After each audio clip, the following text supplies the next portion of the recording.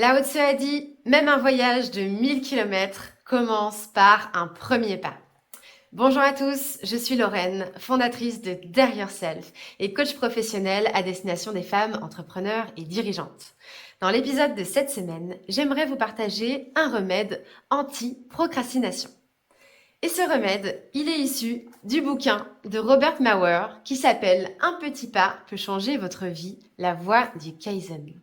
Alors, je ne vais pas vous faire un résumé détaillé de ce livre, c'est pas l'idée de cette vidéo, mais disons que c'est l'inspiration.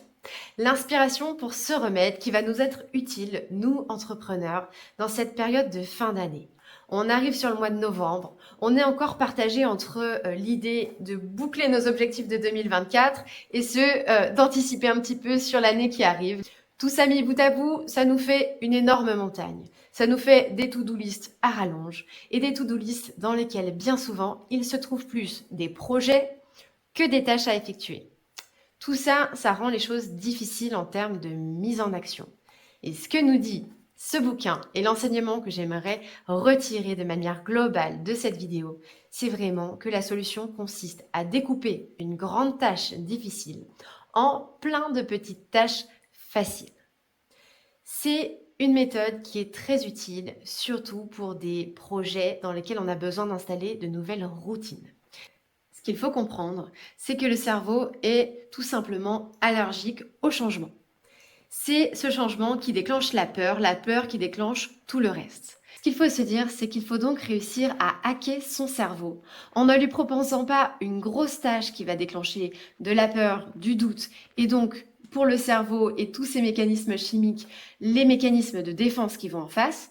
Soit je combats le problème, soit je le fuis. Dans tous les cas, on est dans un sabotage de l'objectif. On va plutôt essayer de découper au plus petit, au plus trivial possible pour que le cerveau se dise « Ah, facile, je peux faire ça sans trop d'efforts, ça va pas me prendre énormément de temps. » Bon, je rentre pas dans le schéma traditionnel de peur.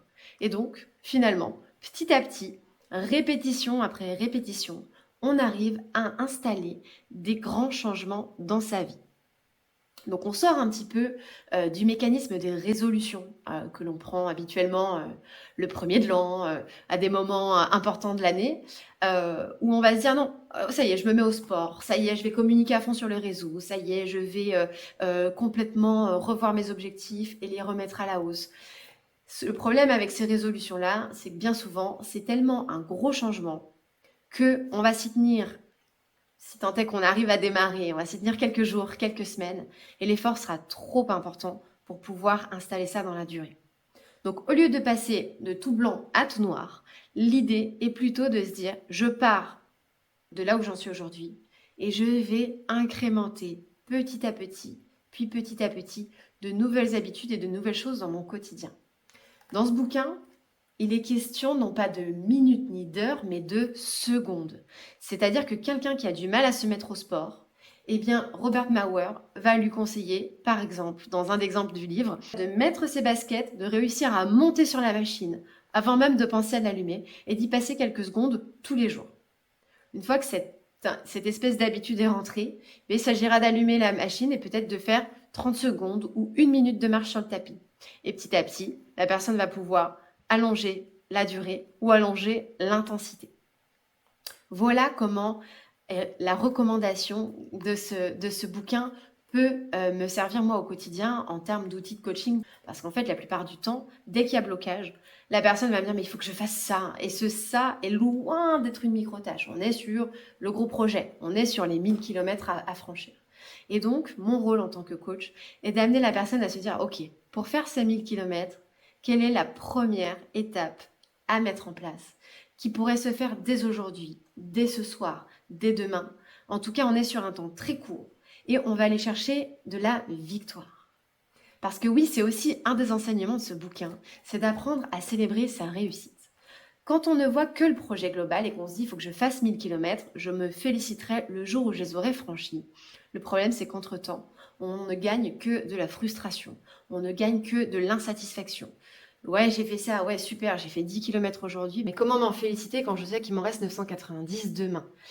Le problème avec ça, c'est que on n'arrive pas à gagner en confiance en soi et en estime de soi. Donc l'idée, c'est de placer systématiquement la barre à un niveau accessible et de se faire la démonstration qu'on y arrive, puis qu'on y arrive, puis qu'on y arrive. C'est comme ça qu'on atteint ces objectifs, non seulement de manière efficace, de manière durable, mais aussi en se gonflant et en gagnant en estime de soi et en confiance en soi, et pas dans la douleur. Donc, je trouve vraiment que cet enseignement, il est utile. On peut l'imaginer dans plein d'aspects de votre vie, à la fois perso. Bon, je parlais de sport tout à l'heure, mais ça peut être dans le développement des relations, ça peut être dans le fait de changer un mécanisme qui nous sabote dans le quotidien, ou ça peut être dans la construction de tout type de projet. Par exemple, ça va être comment, au lieu de me lancer et de dire il faut absolument que du jour au lendemain, je sois présente sur tous les réseaux sociaux, que je publie 10 fois par semaine et que j'arrive à faire tout ça en gardant le sourire et en maintenant mes activités, ce sera plutôt par quoi je peux commencer. Est-ce que tout simplement j'ai déjà un compte? Oui, non. Puis 5 minutes par jour sur une plateforme peut être un bon point de départ. Ajouter une nouvelle relation, envoyer un message pour de la prospection. C'est comme ça qu'on arrive à passer de il faut que je vende, mon Dieu, je suis allergique à la vente, à bon, je me suis fixé comme objectif que chaque jour, j'aurai un nouveau contact que j'aurai enclenché et à qui j'aurai au moins dit bonjour. Et c'est comme ça que petit à petit, on arrive à créer du muscle, à créer des habitudes, à créer des chemins neuronaux qui sont beaucoup plus solides et qui nous permettent tout simplement d'exploiter tout notre potentiel et de lutter contre la procrastination. Cette vidéo a été l'occasion de pointer mes propres difficultés du moment. Je me suis dit, mais en fait, moi aussi, en ce moment, je suis en train de procrastiner sur un sujet. Et donc, je vais vous en faire part. J'ai une candidature que je souhaite faire pour participer à un TEDx. Ça va faire plus de 2 mois que je procrastine un chantier qui est tout simplement un questionnaire. Il y a 3 questions qui me posent énormément de difficultés. Il faut que je me présente, il faut que je dise exactement ce que j'ai l'intention de dire dans mon TED, et il faut aussi que je justifie pourquoi moi je suis un profil utile et intéressant pour participer à cet événement. Donc voilà plus de 2 mois que j'essaie de m'y mettre et que chaque fois que je m'y mets, je repars avec un sentiment très désagréable de ne pas avoir réussi, d'échec, d'être loin du compte, d'avoir toujours pas réussi à clarifier la première question, avoir défilé les jours et avoir la deadline du 20 novembre avancée. Donc je m'engage devant vous à solutionner ce problème avec la méthode du Kaizen, la méthode de Robert Maurer. Je vais découper et faire la peau à ce questionnaire et je vais l'envoyer, non pas en un jour, en 1 heure, en m'y mettant à fond, puisque j'en ai fait le test plusieurs fois, je n'y arrive pas, mais je vais essayer de découper ça en un maximum de petits pas et d'aller réussite sur réussite construire la réponse à ce questionnaire et qui, je l'espère, me permettra de passer à l'étape d'après. Et toi, j'aimerais donc te poser la question. Qu'est-ce qui est compliqué pour toi en cette fin d'année? Quelle routine tu as envie d'installer? Ou qu'est-ce que tu es en train de procrastiner depuis des jours et des semaines et qui est en train de te prendre une grande partie de ta charge mentale?